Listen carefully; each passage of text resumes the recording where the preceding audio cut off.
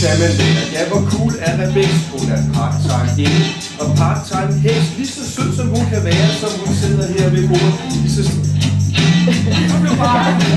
sådan er det jo med alle, når de når en vis alder. Det er ikke noget, man vælger, det er naturen, der kalder. Hormonerne, der fiser rundt, er både trist og munter. For det er tød og glad til vise tur fra 0 til 10 sekunder. Med en bror, hun kan drikke, og forældre er genere. 2 værelser at rode på, hvad kan man ønske mere?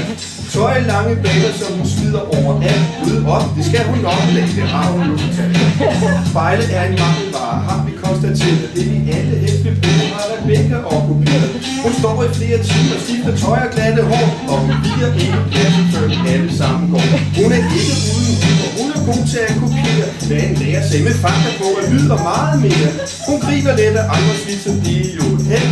Det bedste er, hun også godt kan grine af sig selv.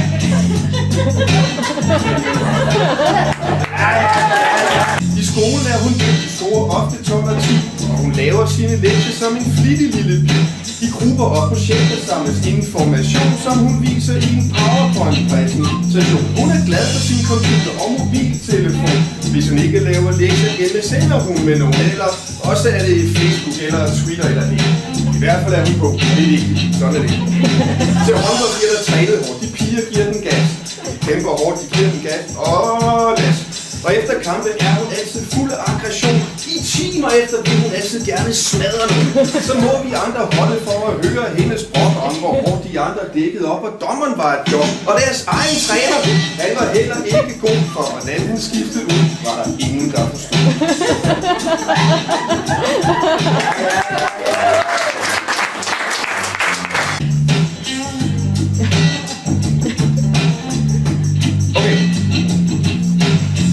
Tjene penge går Rebecca med reklamer, som hun deler ud til glade mænd og gamle sure damer. Og på skolen gør hun bøger klar, de bliver gået ind.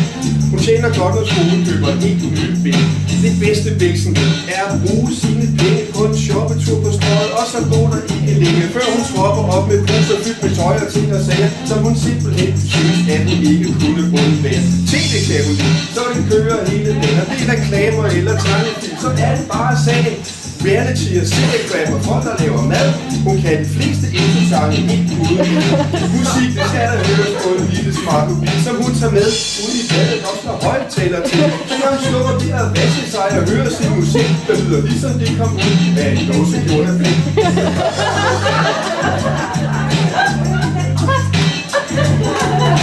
Nå.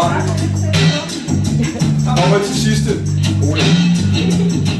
Skal man være stærk i troen for at blive konfirmeret, eller er det nok at møde op og virke interesseret? Har man lov til at tvivle, eller skal man tro på Gud? I dag er det vist meget svært at blive sparket ud. Hvis man tror på ingenting, så er man ateist, men hvis man tvivler lidt på Gud, fordi han ikke er bevist, men heller ikke modbevist, så er man usikker. Det græske ord for at vide er agnostiker.